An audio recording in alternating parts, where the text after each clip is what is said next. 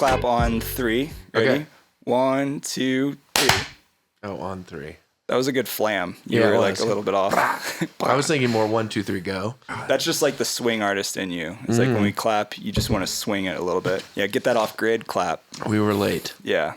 Dude, thanks for joining the podcast. Yeah, thanks for having me. It's good to meet you. Yeah, for the good to first meet you too. time. I feel like I've already known you though. Like I don't know. Have we met? I don't. Maybe in a past life. I don't know. I saw you the other night at Ophelia's, and yeah, that was. Yes. I was like, I swear, that's the guy. He's got the Ableton hoodie. Didn't even say hello. No, I didn't. Kind of hurts my feelings. No, I was in my feelings. That's right.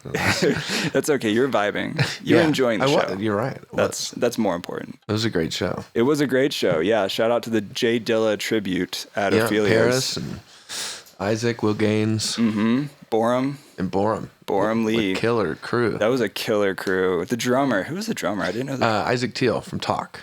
That was him. Yeah.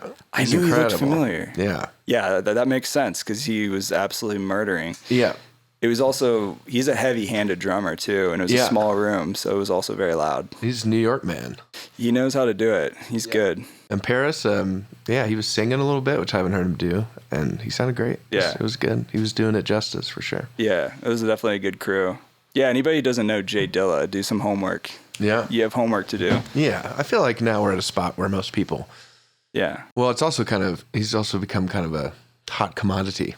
I feel like people are like, college girls are like, They Jay can't Dilla. name one song. Yeah, Like, I love Jay Dilla. He's the best. Jay Dilla changed my life. But, whatever. I guess spread the love. Yeah, I mean, that guy, he definitely had some soul. He changed a lot of hip-hop for a long time. Yeah. Definitely a big influence for sure. So what's new with you? What do you have going on these days? Right now I'm working on solo stuff. Right now we're under a cease and desist for Recess, the name. No way. Yeah, dealing with that right now, which is really insane. I have to have a new name by tomorrow morning. So what does that mean for all of the music you've already published on Spotify and everywhere else? It stays. I mean, Apple Music has made it extremely difficult to change your name. Spotify, you just change the metadata. You can just change it to a new name and it's fine. Oh, okay. But interesting. It's pretty wild, yeah. It's so it's platform dependent then. Yeah. What about like YouTube? That's a good point because YouTube is kind of anybody can upload anything. So some of that will stay out there for however long. Yeah. Oh yeah. Also, like distribution companies, they push out like, DistroKid or CD Baby. I think does just YouTube posting. That's a good point. YouTube Music. YouTube's like the #1 streaming music platform in the world. I mean, in terms of listeners. Yeah, that makes sense. That's crazy, man. So yeah, I just figured I'd drop the T on you early on because I'm not going to prime you at all for this. That's crazy. Yeah. So are you thinking of any other names or We're in the middle of it right now. Last night we worked on it all night. I slept 2 hours. Yeah, I woke up I went to bed at 2 thinking of this stuff and woke up back up at 4. Stayed up just ruminating on it. Man. The deadline was this morning. And yeah, I know this will probably air post. We'll have a name and rebrand by then. You could drop it now because nobody's going to know for I don't know exactly yet. Okay. So we got to a couple different points. Basically, what's happening is we have a tour that I can't really say what it is. We have a tour. They're going to help us kind of like piggyback off that with the rebrand. Okay. So, yeah, I've got until tomorrow morning. Well, good luck, man. I wish you the best. Yeah, it's pretty insane. Also thinking of a band name is absurd. Yeah. It's very hard in 2024. There's a lot on Google already. It's just, yeah. And if you're especially under a trademark, not a litigation, but a trademark infringement, you start to look at that more seriously and make sure that you're safe. Yeah. So anything you think of, I've got a lot of friends sending me names and stuff, but it's always like, no, there's 30 bands out there named that, or just any combination of words. So you kind of have to you have to be very creative now. So why did you choose Recess in the first place? Recess, I had a song that I made a long time ago that was organ and guitar, and I thought they were kind of playing off each other in the track. It's kind of like call and response. And I was like, oh, it's kind of like Recess, kind of like the banter. It was like playful. It was funky. It was fun. And so the song I just named Recess. And then, yeah, just trying to come up with a name. I think, you're just looking around, you see that, and you go, Recess, cool. It's, it's punchy, it's impactful, it's fun. Yeah. Yeah, I hate to lose it, but also I've kind of learned it's kept us a little bit in a bubble. Because Recess is kind of inherently fun and... You just Playground. Playground, yeah. Well, that's the thing again, is that those are the suggestions, but like, you know, you get on Spotify, there's probably 30 playgrounds. That's true. So I just asked ChatGPT, what's a good electro funk duo name that is good for SEO and unique for other artists from other artist names? Okay, I like that. See, I didn't say that, but I did use Chat. It'll come up with Groovy Galaxy Groovers. Electric Groove Fusionaire. That's what I'm saying. That's it. I've 100% used ChatGPT quite a bit for this. I found out that it was, you know, it was spitting out stuff, but none of it was like unique and hitting. It was all, you know, we were trying to incorporate a little spacey kind of theme or just anything like that, and it would just come up and be like the Galaxy Groovers, and I'm like, man, we can't. It's hard, man, but I mean, it worked for, you know, spitting out some just words to use in general, but it wasn't giving me anything that was good. And I also did that unique name, one word. Yeah, that's tough, man. Yeah, it's okay. We're kind of forcefully viewing it as like new light, and it'll be, you know, I mean, it's tough. I get it. Like in this world, rebranding your whole project. It's a lot. Yeah, I know that. You know, Kill Paris. Corey Baker. Yeah. He switched names. His project names at some point. I was just talking about that with somebody. So now, whenever he's uploading like a new Spotify track, he basically releases it as his new name and Kill Paris, his previous project. So he does. Yeah, that makes sense. So in that way, you kind of get the best of both. But in your case, it's different because you have to change it. Yeah, gotta get rid of it. We're running into problems too with Recess just being pretty ubiquitous in general. I've gotten other people's advances. I've gotten other recesses, you know, emails and stuff like that. But also the big one that bothered me the most, that made me really like not want to like push this into a lawsuit or something and try to keep the name, is that somebody bought tickets to a recess in New York, and they were all stoked to see us, and it wasn't us. Oh man! So there's quite a bit of recess out there. So it's a letdown. Yeah, he spent like $60 on tickets or something, and I'm like, man, if I wouldn't have known that and got him hip to it, then he would have gone to the show and just been like, oh, I'm at the wrong, like, so just confused. A big waste of time is in New York, you know, like $50 to get over there. I don't know. We're viewing it as like better for like isolation. Like, it'll be good in the end. But that's what I'm right in the throes of that right now. Well, I wish you the best of luck. Yeah, thanks. And I'm sure whatever you come up with, or ChatGPT comes up with, it'll be great. So you are the producer and guitarist for Unsaid Name. Yes. And we can call it Recess. We'll just call Recess. it that. We'll call it for Recess for now. To be determined with a new podcast episode title. Whatever that is. Yeah. Ian Gilley plays keys with you? Yeah. Awesome. How'd you guys meet? Like elementary school. Oh, so you go way back. Recess, no. You met at Recess? No. I mean, close enough. Yeah, we grew up together. We went to the same elementary school, and we kind of knew of each other. And then as time went on, I think we met back up in like high school, where he was producing. He was FL Studio in it, and I was making beats too. And we were both just kind of like, we saw that each other were making beats in our small town, you know, in Arkansas. And we were like, we should work together. How big is the electronic scene in Arkansas? It's okay. You know, I've got a lot of great friends that make music down there. I mean, there's definitely room for it, for sure. Yeah, where I'm from, essentially like northwest Arkansas area, a little south of there. It's a little more pop in there as far as that, you know, college town area. I don't know about the rest of Arkansas. I don't know about the Little Rocks and anything east. Yeah, it's got a nice little local scene.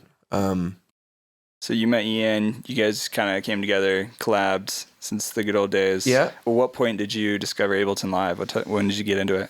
Ableton, well, I started off on FL2. Well, I started off on Cakewalk initially.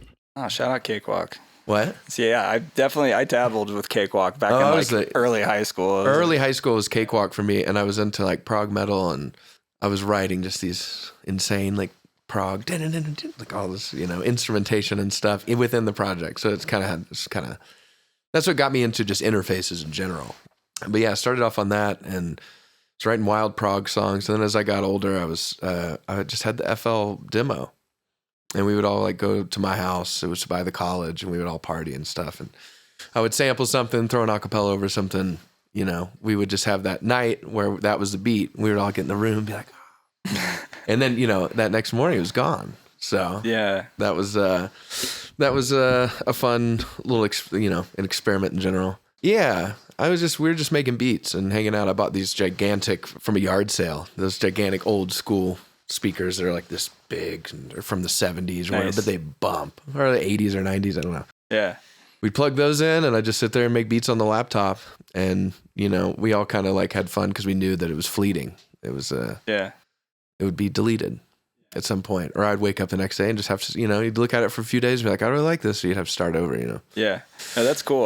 There's something freeing about that. I liked it. Yeah. There's no pressure at all. Yeah. It was also really special too, because we would make it at a night and we'd all just sit in the room and just, you know, have this moment with it, knowing that it would probably never be released and never make it past a certain threshold. But yeah, eventually stepped out of that. And I don't even think I went into the paid version at all. I went straight to Ableton. I bought a suite, put the bucks down for that guy. Yeah. Which came with all the instruments and stuff, which I probably never really used. What version was that? 8.1. Okay. That's when I got into live too. 8.1, I think. Is that what it was? Bought that and then, you know, started learning that interface in general. Just, you know, kind of recording and just having fun with it. And just, I don't know. Yeah.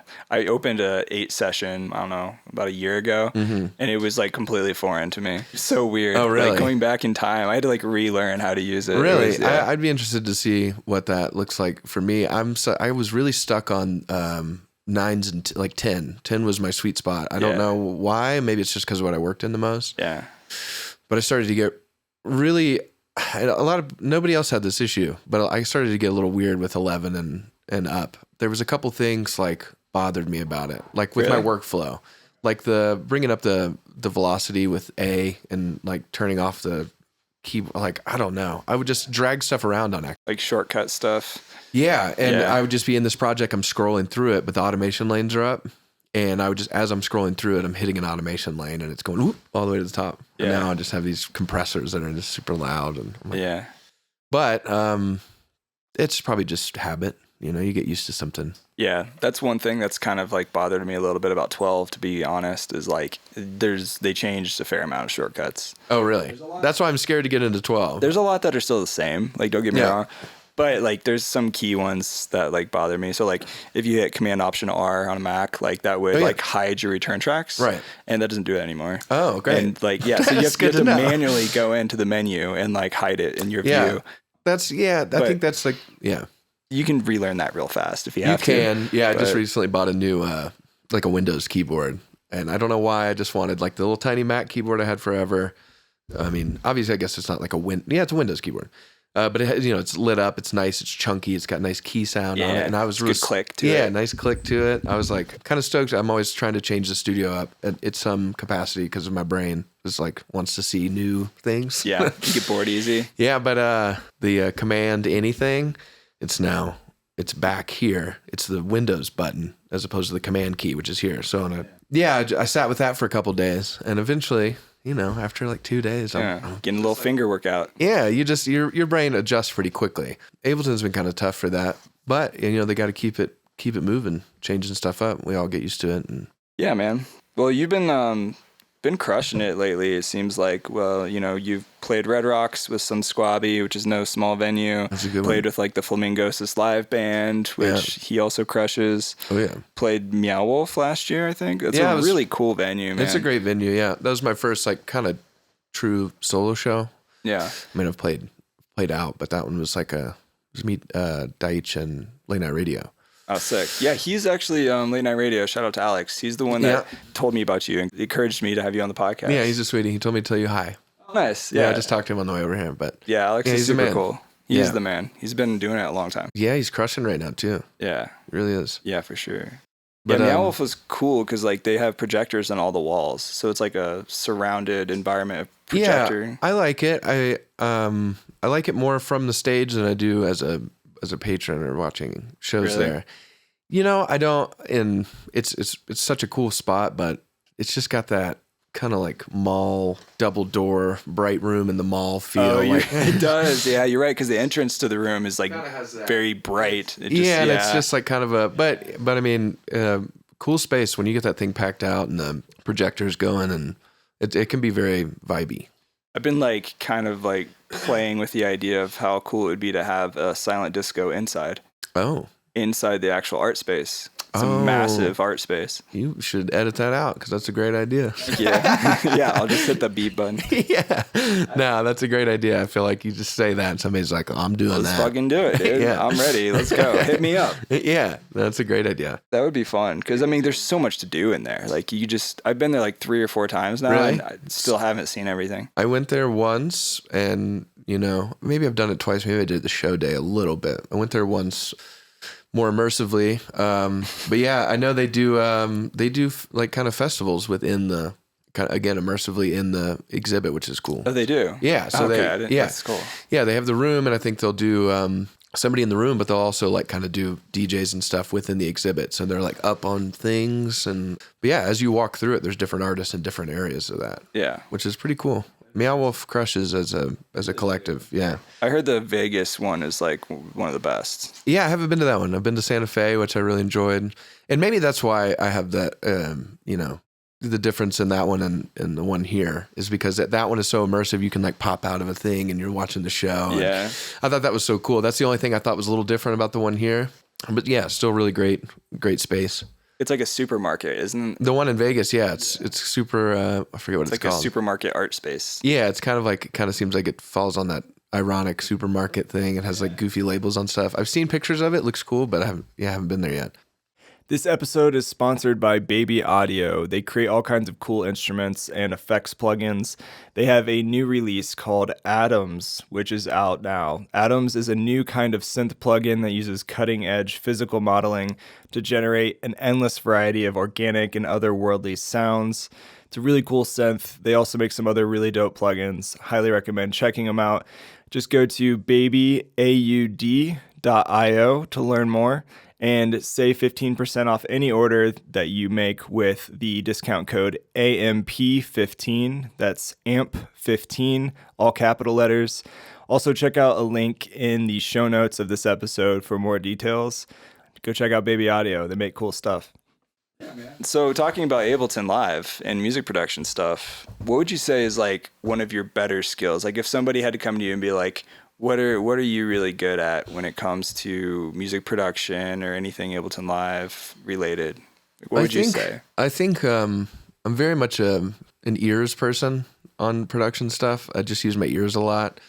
And I know that there's a lot of mathematical ways you can make music and EQ things. Talk about linear phase. Yeah, linear. And, that's stuff that I probably should dive more into. It's not necessarily, it's probably why I have a couple, I'll have a couple tunes where I'm like, why can't I get this right? And I know it's about phasing. But yeah, I'm, maybe that's a cop out. I'm very ear oriented for the vibes, I guess, Did you learn by ear, like playing guitar and stuff growing up or on any instruments? Yeah, I mean, ish. I did have a teacher and stuff, but it was more, my pops was real big into like Earth, Wind and Fire, Steely Dan. So I was a very young, impressionable brain at the time. Thanks, Dad. Yeah. Shout out, Dad. But yeah, I was kind of like, I was picking up on stuff like that. I was a big Beatles head. I had an acoustic around because my dad used to play guitar in a band. Runs in the family. Yeah, a little bit for sure. Just listening a lot. That, and also I think with Ableton, just like getting the grooves right, I think is pretty important. Getting those grooves like really, really tight and using your ear and your body to like feel it really click. Yeah, I think is kind of important for me. Do you use Groove Pool ever? No, I don't. I'm a by hands all thing. I probably take the long way on everything, but I'm very much a lock into a thing. Yeah. So maybe that's something too. I used to use the Groove Pool, and now I've probably experimented with it, just jamming and stuff, throwing different samples in it. But most of the time, the creative space is always just kind of like, it's kind of got a little ADHD to it. It's like, let's throw drums in, let's get a loop going, let's start feeling out different vibes and changing the tempo and changing the swing and totally, man. Yeah. So 12 is really cool for that whole groove swing thing. Oh yeah, the new MIDI clip right here. If you're looking on Spotify or YouTube, you can see. But like, there's all these new things that they've added in here. You got the generative tools where you can just you can just literally create new notes out of nothing by turning knobs. Oh wow! So then it's more creative space. You can even go in here. And you can start humanizing stuff. So you can see I'm stretching the notes 0 to 100 off the grid. So it's a kind of a cool way to like, oh, sorry, you can't see. I mean, I can see it up there. There we go. So I was going to ask. I didn't want to be. Oh, there gosh. It was getting better. It's getting better every time. There we go. I was binocular in it. Now you can actually see what we're talking about. So yeah. So you can like really change the humanization of those notes by sliding them right here. Okay, cool. I'm glad that they've brought that into the world. Yeah. So this tab is all generative stuff. So you can just create like steps or like stuff out of nothing. There's also, that's rhythm, but you can go to like stacks to create chords.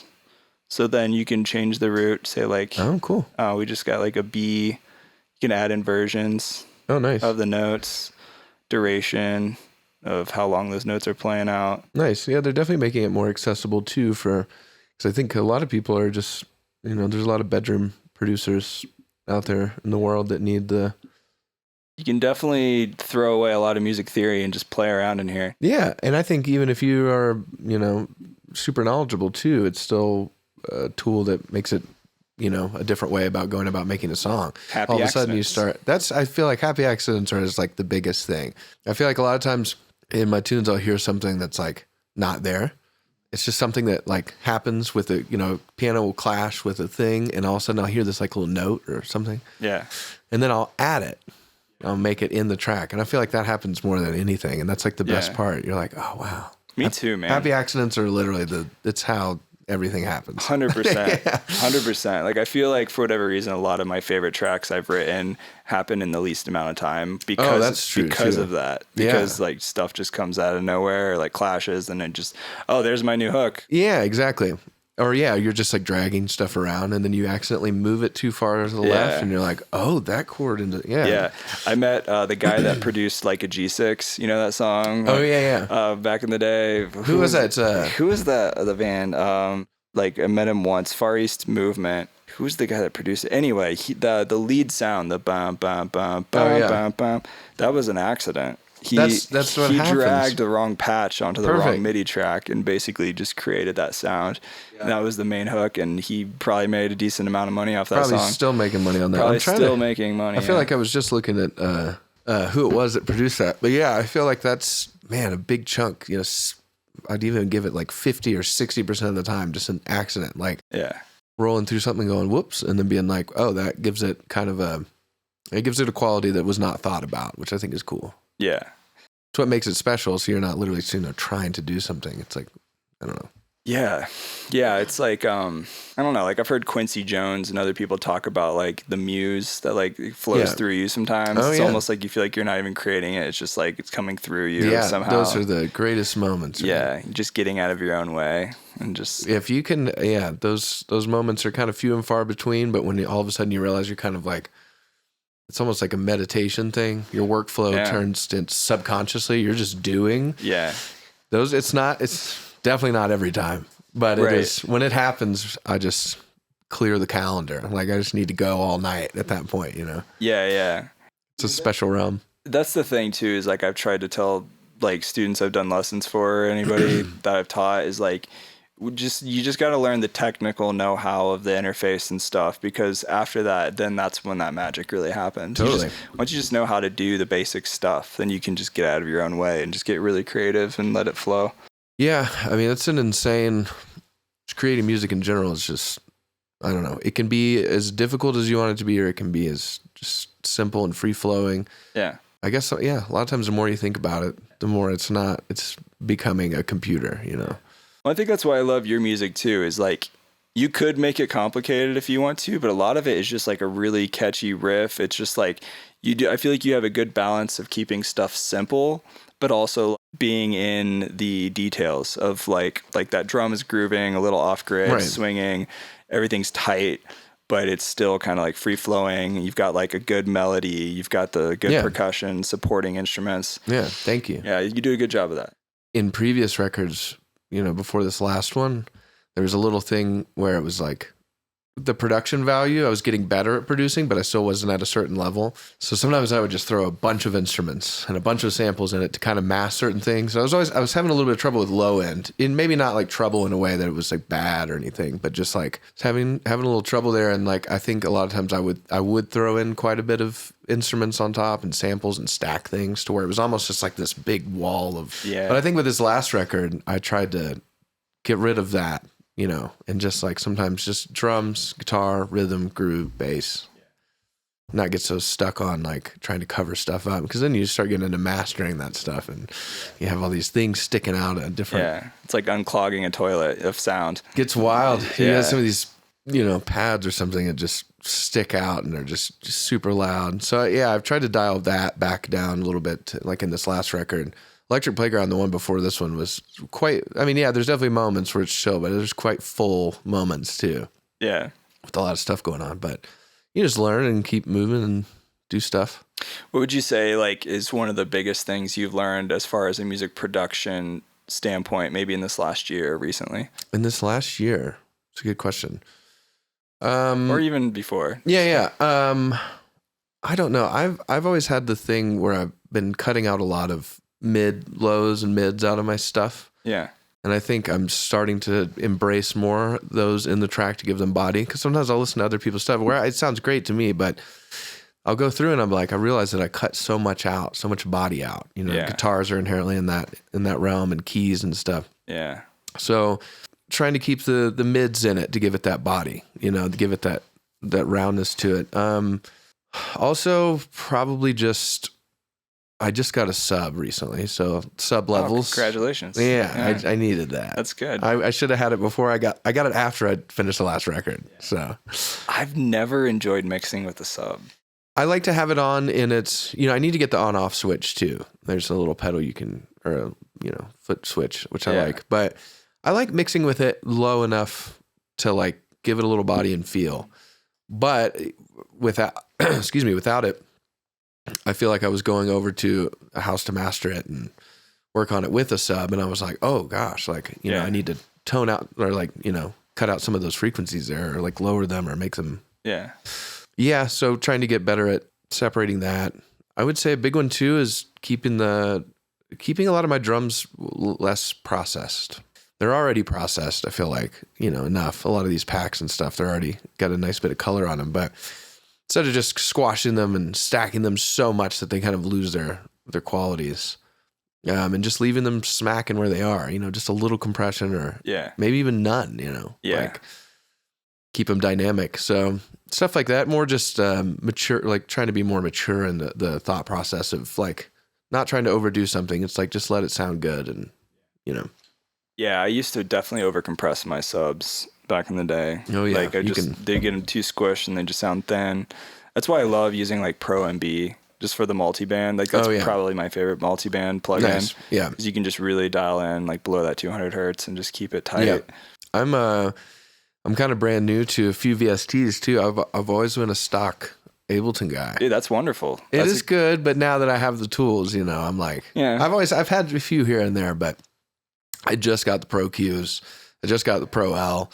I just got Soothe has been crazy. It's insane, right? Soothe has been like, what Soothe are you? Is wild.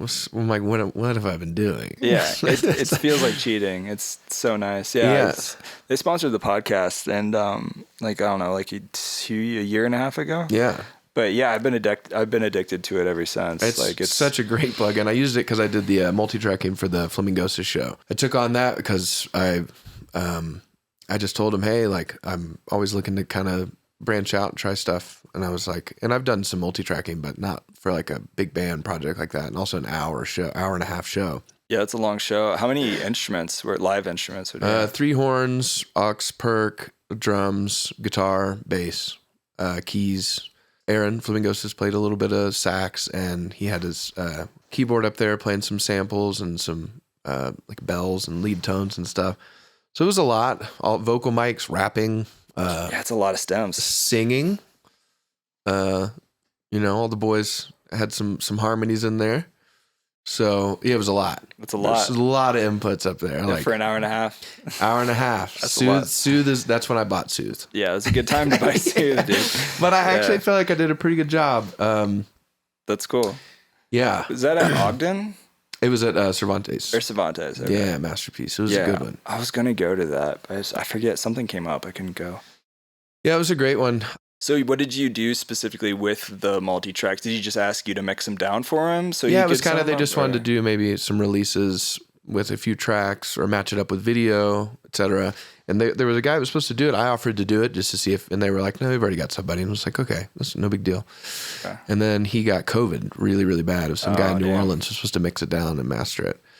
I'm a very attention to detail, especially if I'm in the band, I want everybody to sound smacking. So I went in and manually, like, all the little notes, all the little talking that you can hear, all the little, like, flubs per se, or if I could just hear, like, oh, they just accidentally hit this little, I would fix it. I corrected the entire thing. So I'm sorry, I thought you were talking about like you mixing, like pre-mixing for the show. You no, I was talking about post show to release. Yeah. Sorry, I might have said that wrong. Yeah, no, that's probably me. Yeah, the coolest thing I found there was I was listening to it, and then I compared it to, I got it to a certain level I really liked, and then I compared it to like a Lettuce mix live or something. Yeah. Because what I've also been very bad at is referencing tracks. That's like number one. Yeah. I don't know. I should be referencing tracks to listen to like how they sound. So I was like, all right, let's, reference it to this like Lettuce live track. And I noticed the kick was really, really thumping. Yeah. Deep. And, the kick we had for that recording was basically just the top. Yeah. And once I heard the difference, I was like, oh, now. So I used the operator return technique, which I don't even remember exactly how I got to that point, but throwing operator on a return track, and somehow I honestly don't remember now. I'd have to look at it. Interesting. And then running it into that, so every time that top hits, it gives really nice sub. So you can't actually add operator as a return track because it's maybe not operator, because that's only for audio effects. No, you're right. Or plugins. Not operator. Was it a VST or no? It's in-house Ableton. Yeah. Was it drum bus? Because you could do the same thing with the drum bus. Maybe that's okay. Yeah, maybe that's what it was. Because if you grab a drum bus and if you throw it on a return track, then you could. Oh, that may be an easier way to do it. I can't remember the way I did it. You basically just go to the boom, just turn up the boom knob, and you dial in the decay for your sustain. Okay, well then, you know about more than me. And you could shove that in. You could take any top end of any sound or kick drum or anything and add a sub under it. Is that been around? Yeah, drum bus. I think that came out in 11. Okay. Or it might have even been a 10 thing. It may have been drum bus. I can't remember, but that was kind of an eye-opening thing for me. Yeah, drum bus is sick, man, for making just like dirty, fat. If your kick is real thin, you can add a nice little boom bump to it. Okay, I love that. And then you dial in the frequency too. So here at the bottom, you can get the fundamental frequency. Okay, well you nailed it. So if it's like an E, then your kick's going to be tuned in that low end to the E. Oh, that's great. Yeah, I'm also kind of... Sometimes I'll pull back the transient actually because that'll tighten it. Nice. Yeah, drum bus is sick, dude. That's amazing. You can throw this on anything. And also like that it's a return track, so you can give it a dry wet quality. Totally. Yeah, it has a dry wet too on the actual drum bus, so you could just throw it on an insert and dry wet it if you wanted. Well, now I'm trying to figure out what I used. But either way, it's probably just a... you could make a sick kick with operator, though. I think that's what I was confusing it with, because I used to do that. I used to layer that's what I was kind of thinking. I used to layer my kicks with an operator kick, because that would give you that, this gives sub qualities, which is nice. Yeah, man, there's always like 5 ways to do anything in live, right? There really is, yeah. I mean, 100%. It's a great tool. What's the color coding on? Oh, that's just a track color coding, I see. I've never seen the bottom there. Oh yeah, yeah. So we're looking at 12 right now if anybody's listening. Totally. But they changed up a fair amount of the views. Like this is where all your like views are now on the bottom right. Oh man, okay. I do like the stacked detail view though. Like now you can actually see your mixer controls in arrangement view as well. Right, you can do arrangement. Which is kind of nice if you have a monitor that's tall enough. Otherwise, you lose like all of your screen real estate doing that. Right. Yeah, I just got I guess you'd have to have it stacked. I just got a second monitor, which has been really nice to throw I like throwing all my VSTs and like metering and stuff on the left one. Yeah. I mean, that's still new to me. Like I just got that and I was like, oh, talk about screen real estate. It's great. This is 2024. You need 2 monitors or you really do. Or a wide screen. Yeah, I think I've been... it's not a little stubborn on stuff. I just get in there and I'm like, I just want to make music, and then, lately I've been trying to get more into like, no, do it right, Yeah. I don't know, man. There's always like 100 ways to do anything. You're right. I feel it's all kind of just on feel. There's no rules. It is nice to be able to understand the tools enough to. Yes. I think that's big. I'm still learning the tools. Like Roar, I've talked about this on the podcast probably like 100 times because I'm obsessed. But like Roar is probably my new favorite thing ever. This thing is just ridiculous. I mean, you just throw like a simple like sub note or something on it. Okay. So here's just like a basic. You can go to the routing and change it to multi-band like this. And so in multi-band mode, now these are split mid, low, and high. So you got 3 bands. Yeah. And then you can also, each has a filter, it has like a bias, and then it has like different shaper types. They added a bunch of new shaper types for like distorting the waveform in 12. Oh, so it's, that never existed before. Gotcha. So you do like a tube preamp. Wow. Okay. That's just the low. If I do it to the high end, it can be right. Well, that's what I do for all my. I do the old school just triple multi-band technique there, where you just mute them and have each individual quality, and I'll throw like So they put that in house now. It's like easier to. That's cool. Yeah, it's good for them. Yeah, you can do some really weird stuff in here. Okay, I love that. It has a built-in compressor too, and then a feedback mode is really crazy. Is this just crazy. on 12? Yeah. Yeah, it's just a 12. I've never seen that before. You could do crazy stuff with the feedback mode. Okay. Sick. So it's got some analog or like some delay properties there, I guess. Yeah. You can. So actually, turn off sync. Let's do time. You can get some. Yeah. You can do some really crazy. You just hit record on that and just have that heyday and then resample that. Yeah. Well, that's really cool. Yeah, I basically do that kind of similar technique on all my basses there. Yeah. Well, I started layering everything with subs in general, which has kind of been a weird one. I don't know if I would ever do that again. But I'm like layer on the last record, every single electric bass, Moog. Okay. I would layer it with sub bass. Which I don't think I would ever do that again. Really?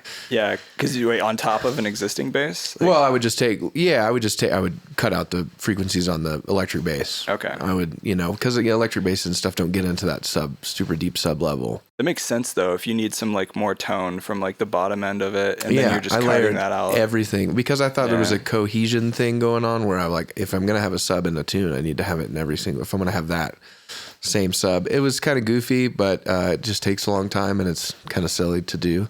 Yeah. A lot of my mixes sound better when that bass is hitting in that, even if it's just hitting in that 50 range, whatever, it's fine. Yeah. It doesn't, not everything needs to be just super deep. If it sounds good, it sounds good, right? Yeah, that's the thing. I guess as far as like your live setup, I'd be curious because you do have an interesting live setup. You're using Ableton, right? Yeah. Okay. Ableton for live setup.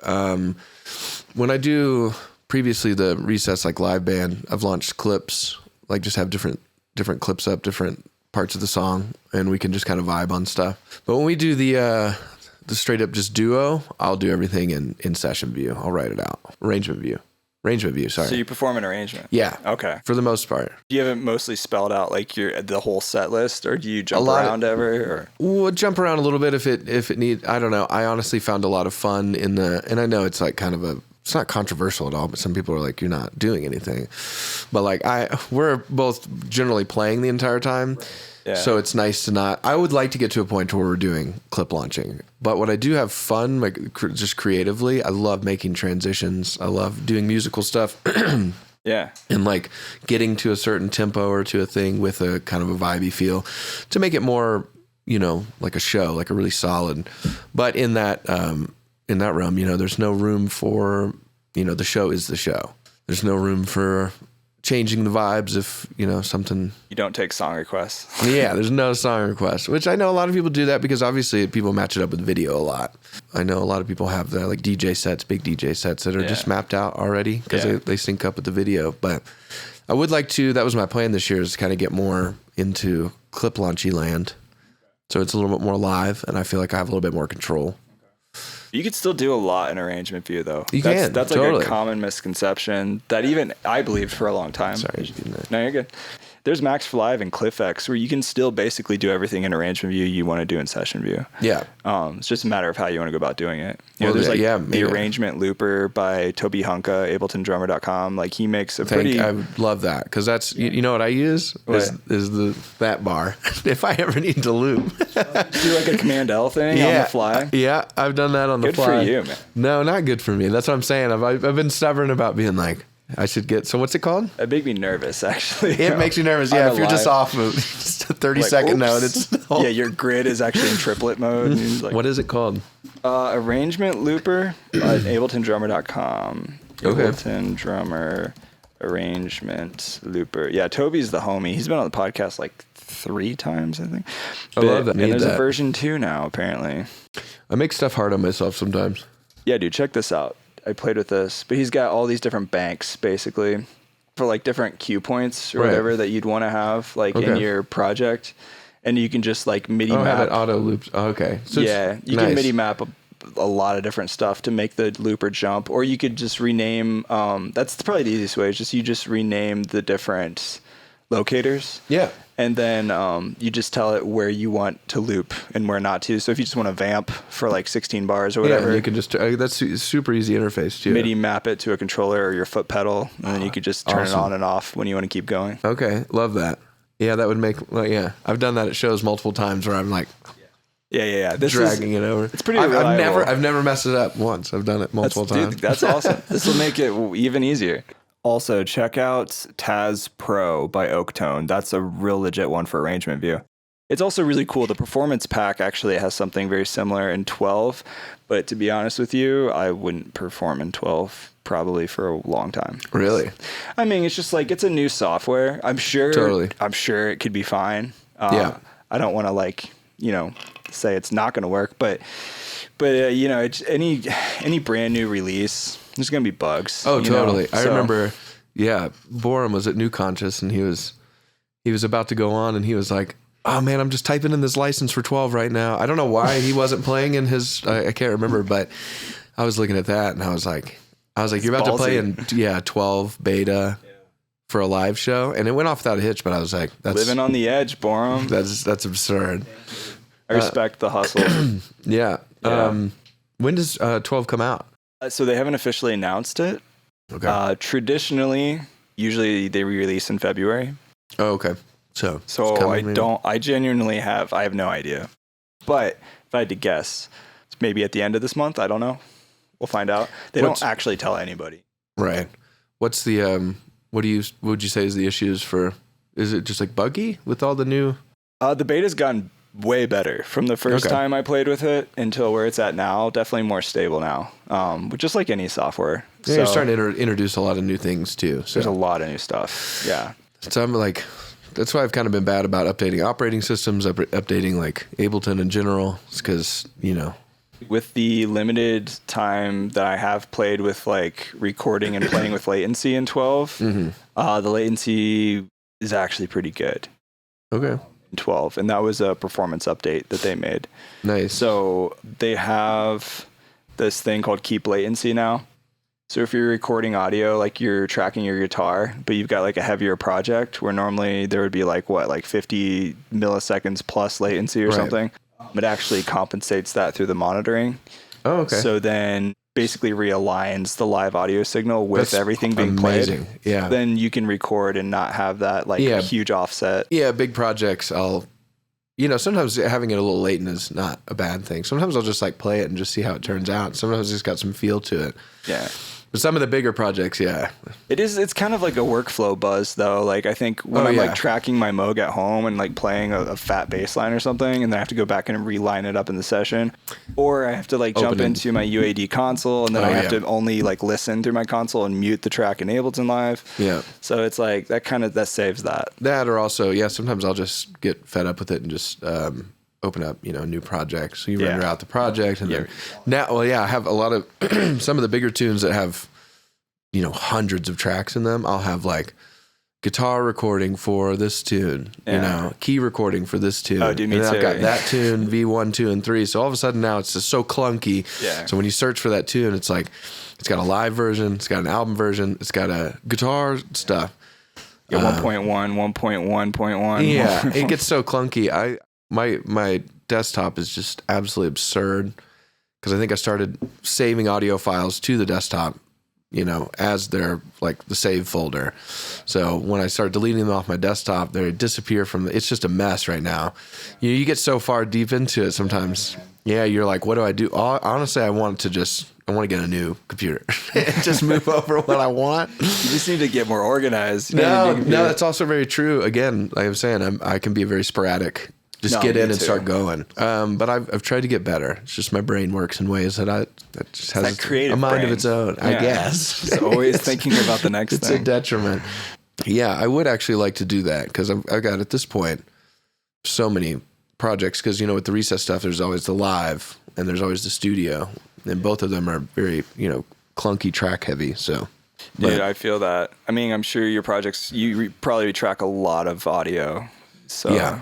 Takes up a lot of space. I'm sure it does. Mm-hmm. For sure. Yeah.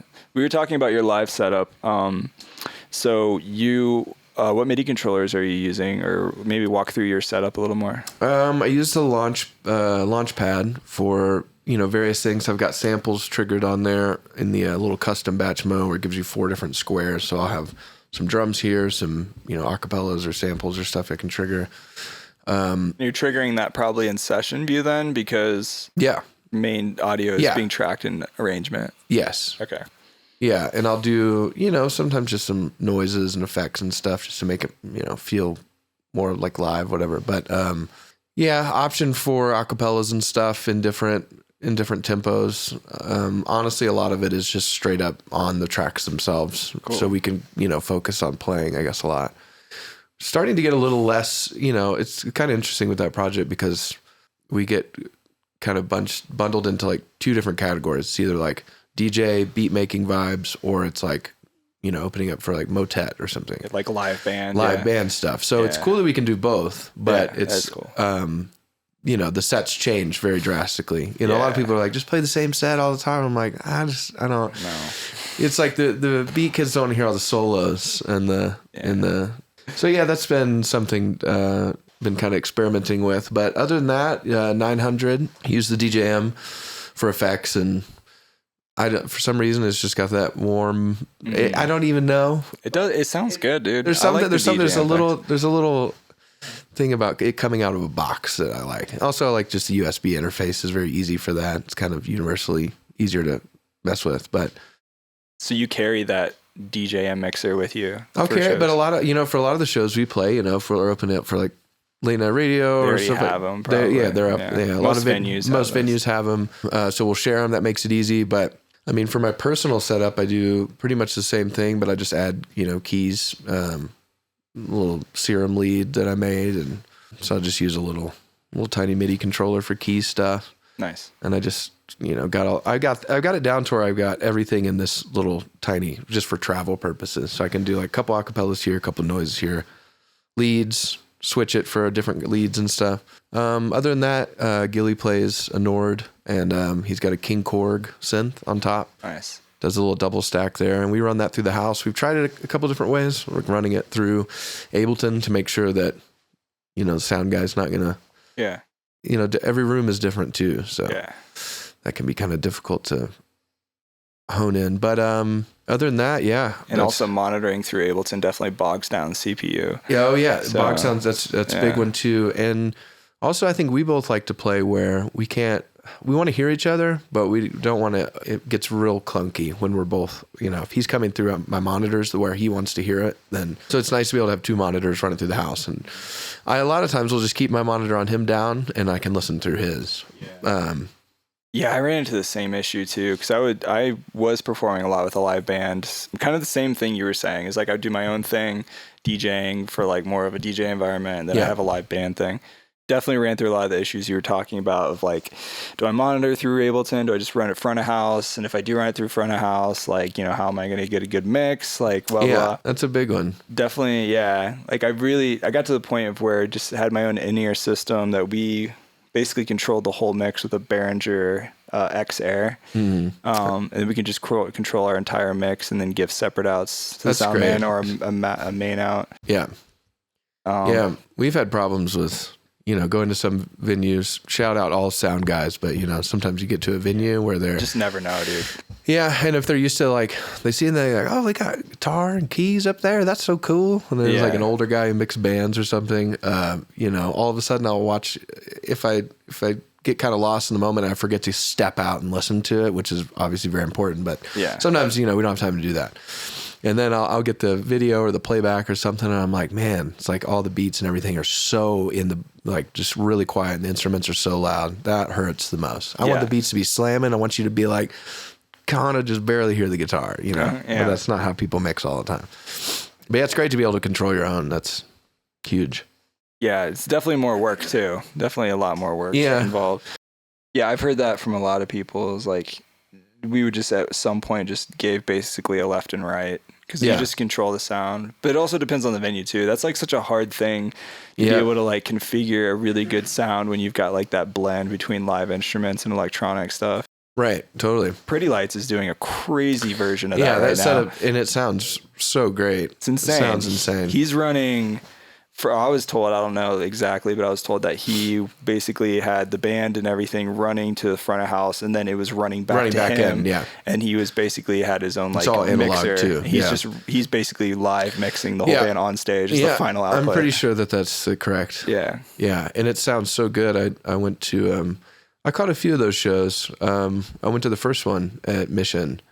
And just the way that room sounded was... Mission sounds so good. Yeah. Well, with that setup, too. I was really, really impressed. I mean, coming from a good source, like, obviously, they're going to do it right. But really listening to that, going all analog back in, it was so warm, it was so big, and it was so full without being just, obnoxiously loud. It's incredible. And he was DJing in like fully mixed tracks on top of the drums and the keys, right. And it never really got too stuff. It never got too overwhelming in my opinion. It always sounded pretty solid. When you have a fat and limited budget, you can have a lot of people help pull that off too. Totally. Yeah. Sounded, the dream. Yeah, right. Sounded so great. I did the Mission show, and then I also caught like a New Orleans show too, which was it was at Mardi Gras World, which is a very big room. Oh, sick. Which, those rooms are harder to dial. Mission is just, I think it was built for... AEG owns it. Yeah, and they had a lot of money to put into that room. To be like the ultimate. Yeah. It sounds great. It's a great venue. It's a really sick place. Cool, man. Your most recent album, and it was like the end of 2023, right? It was self-titled Recess. Self-titled Recess. Are you going to leave that album name? Definitely leaving it. Okay. And I think it's kind of like an homage. It's like it's a transitional thing where, we have to obviously figure out how we're going to manage all of that. But it's kind of like, it feels good. It's like a staple. That is not trademarkable. Album names and song names, you can't mess with that. Call whatever you want. Yeah, so I thought, trying to look at it positively is it's a good transitional thing to be like, yeah, that album I feel like was more inherently us. Like that was the very Recess, like what we really wanted to go for. I think previously you get into like pandering stuff to what you think your audience wants to hear or stuff like that. And I think this one was just like right down the middle what we wanted to do. Yeah. It was a good vibe, man. Really great album. Thank you. I was proud of that one. Yeah. There was a lot of we just basically took a lot of older tunes that we had and kind of just tried to find a good layout, like you have just so many tracks, different vibes and stuff. Try to pick the ones that really are cohesive. Yeah. Which was fun. It was a really fun project besides the grueling mixing down and making everything sound good. Yeah. Did you do all the mixing and mastering yourselves on that? I did all the mixing. Josh Fairman mastered it, and also we spent some time. I would take my computer over to his house through his very expensive, beautiful speakers in his really nice room.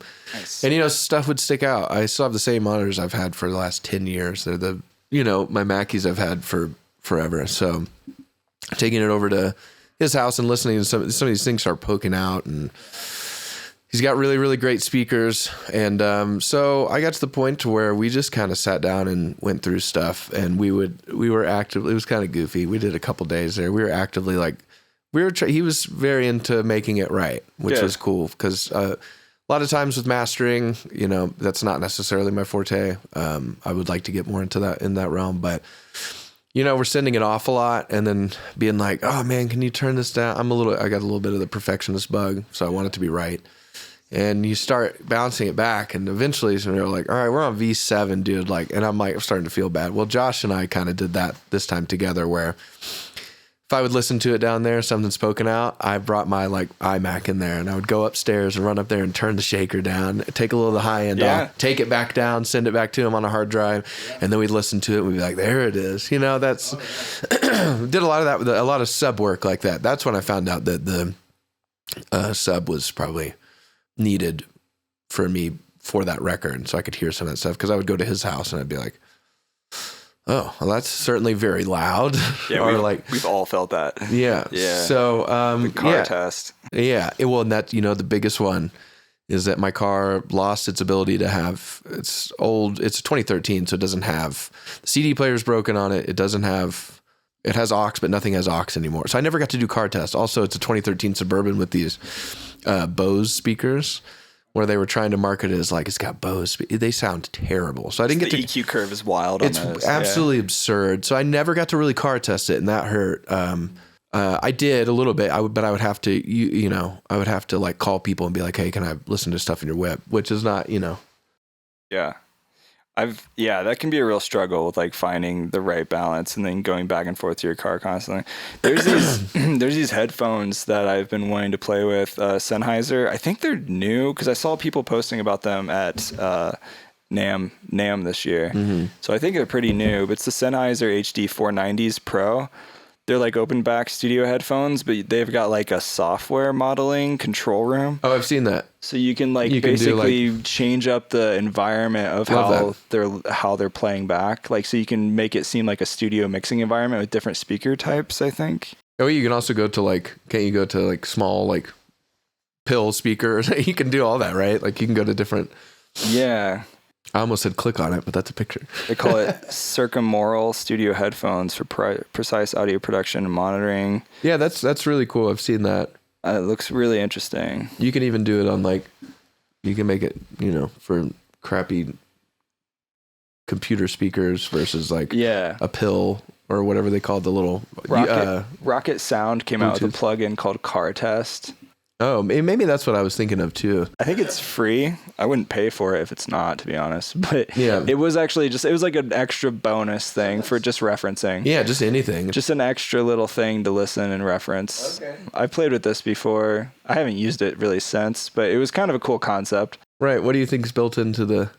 I don't know, polarity of like the sound mixed with the wideness. So like it had some kind of weird like mid-side thing that it that did makes sense because that makes sense because you're talking about car speakers that are... Get an idea of what your mix will sound like inside of a car. It's great. My car doesn't sound like this at all, but it was a good like extra thing to reference. If you can run it through anything, yeah. I mean, I run it through Bluetooth speakers, little small ones. I didn't get to run it through a car. My old roommate had a really nice car, but he moved out. So I was kind of on an island there. Again, I didn't want to bug people and be like, hey man, can you, because I can't just listen to something once and be like, good. Yeah. I need to I actually, who was it? Producer. It wasn't Fred again. I can't remember, but it was somebody who won a Grammy. Oh, really? Yeah. Congrats, Fred again. Yeah. Shout out to Fred again. Yeah. He should win Grammys. Yeah, I agree. Just producing for something, I can't remember what it was, but basically the deadline was like, all of a sudden it just came up really quickly. And he was like at a hotel, he was on tour. They're like, we need that track by tomorrow. Like mix, mastered, done. And he just had his laptop with him on the road or something. And he very much relied on his car to, stitch that stuff up. So he got an Uber and drove, and he was like, yo, turn it up and drive around the city. I will pay you extra. I will tip you huge. And I think he took this Uber around. They had, obviously the money was there. It was a big tune. But he drove around for like 2 hours and had this guy. Wow. And he was like, I feel really bad, but he was like, I got it done. I had it turned in by 9 a.m. That's amazing.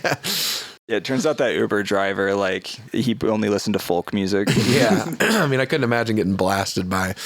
I think he just said he sat in the back seat and just sat there and... That driver lost a little bit of hearing that day. Yeah, I hope he tipped him fat. Yeah, I hope he got a fat tip for a 2-hour ride blasting music. Yeah, just driving one around. Song. Yeah, that's the main... Well, not only just one song, but one section at a time. So he's like... eight bar loops for an hour. They're just hitting that space bar and being like, poor guy.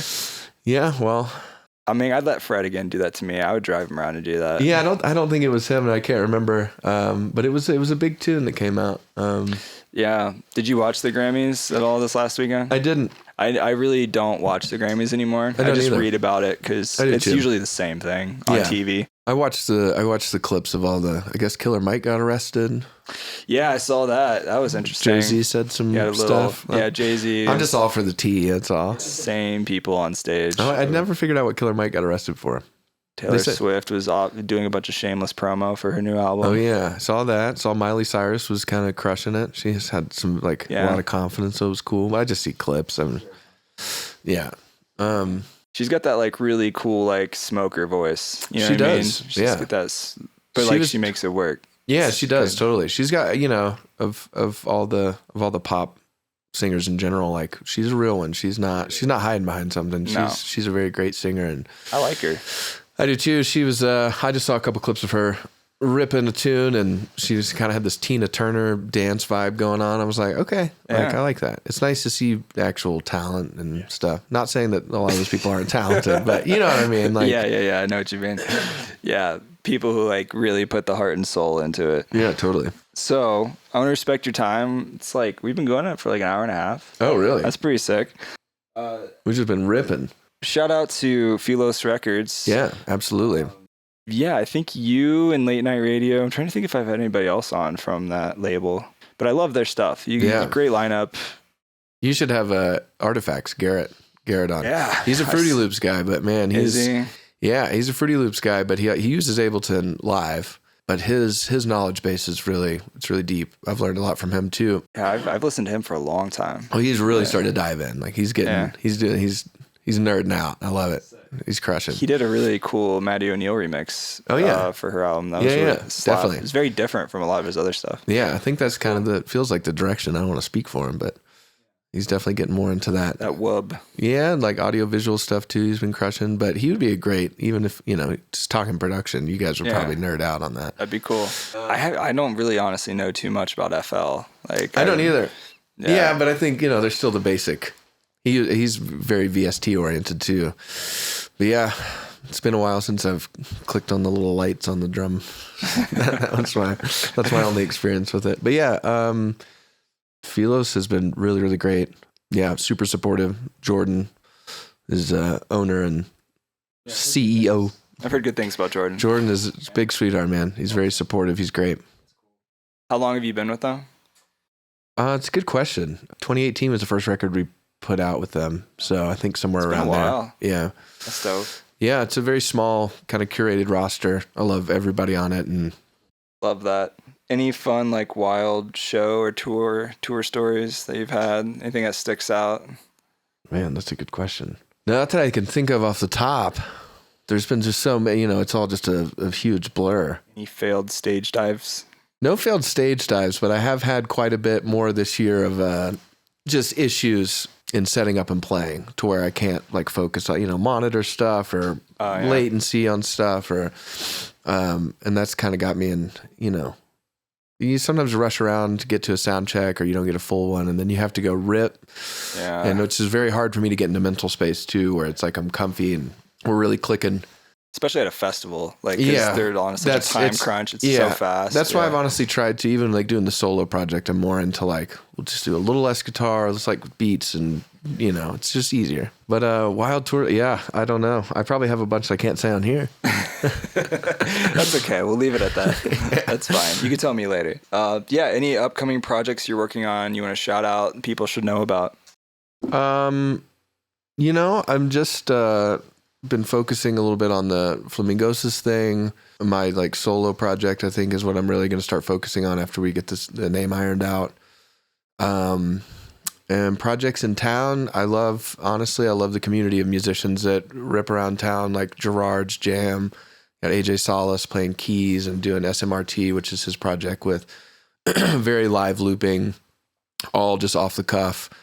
And then even off the cuff, which is E-Man, his project, which is at Metal Arc, which is all just you know, do you ever go to any of the jams around town? I haven't. No, I need to though. I keep getting I'll invited. take you out someday, man. I would love that, dude. There's a you know, Mondays, a Metal Arc Jam, Jazz Jam. There's Wednesday is Off the Cuff, which is pretty incredible. I've heard about that. I've heard good things. Yeah. And then sometimes they do IEM sessions, which is kind of the same thing, but integrating Ableton and computer. And nice. You can, you know, people can bring their beats out there and you get a live band to play over it, which is really cool. That's sick. It's super. Yeah, it's a good community. Sounds fun. Yeah, I love all that stuff because, you know, still love just as much as I love beats and production, I love music and as a whole in my heart, you know. Yeah. But yeah, I grew up playing jazz drums, so I feel like I would enjoy that. Yeah, well, we got to let's go to an Off the Cuff sometime. That'd be cool. I'm free for the next couple weeks, and I'd love to go hang out. The IEM sessions are pretty cool. That's where AJ does a lot of crazy. You know, it's mostly just looping and stuff like that. But he's triggering a lot, looping on the fly, and nice. It's a very rustic, like in the moment. You know, things can happen, kind of thing, and you just kind of have to go with it. But it's really fun. It's really cool. Cool, man. Any other projects or anything specific? Any other projects? That's pretty much it. Yeah, I mean, I'm just playing guitar with some people here and there, and you know, again, working on that Flamingosis live band. It's going to wind up being a thing. And that's really dope. So you're playing guitar with him pretty consistently? Yeah, playing guitar and also kind of helping with the rundown of everything and making it click. Sick. A little bit with Jeff Franca MDing too, he's been really helpful on that. And yeah, it's a collective thing, you know. I think it's kind of a new thing. We're all trying to figure out our space in it and how to make it work. Because, you know, taking beats and making it in a band happens all the time. But, you know, it's not always, it's hard. To make it hit. Yeah, there's a million ways to do it, man. And to make it hit and sound like inherently the artist too, while taking away all the tracks is kind of a thing too. But dude, thanks for hanging on the podcast. Yeah, thanks for having me, your time. It's super good to finally meet the face. Yeah, absolutely. I have to pee so bad, well, so I'm going to close it off here. Yeah, I had no idea. Hour and a half went by pretty quick. I was just vibing, dude. It really did. I don't know how long we've actually been recording, but we've definitely been sitting here over an hour and a half. Great, man. Yeah, it's great to talk to you, dude. Dude, likewise, man. Likewise. All right, everybody, make sure you go check out whatever name we're going to put on this episode. Not Recess, formerly Recess. Formerly Recess is going to be the thing.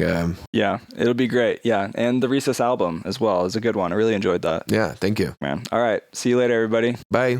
The stop button, and it all didn't record. No, I'm just kidding. Oh my God.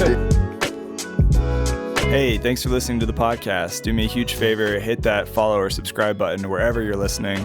If you don't hate the podcast, please leave a 5-star review. It would be really helpful to me. If you want to be the first to get new episodes, the latest updates, maybe some free sound libraries or packs or whatever, join the newsletter. Just go to liveproducersonline.com/newsletter or check out the link in the show notes. If you didn't know, you could actually leave your thoughts on this podcast episode and other episodes on Spotify. Just leave a quick comment, let me know what you think, and I will do my best to make this podcast even more awesome. Don't forget to give this guest a follow on the socials, give him some love. Last but not least, I want to give a huge thank you to KMG Life Studios in Denver, Colorado for letting us use their space. And yeah, they also have some really cool Ableton Live training, lots of good stuff, so check them out. Thanks again for listening to the podcast. We'll see you next time.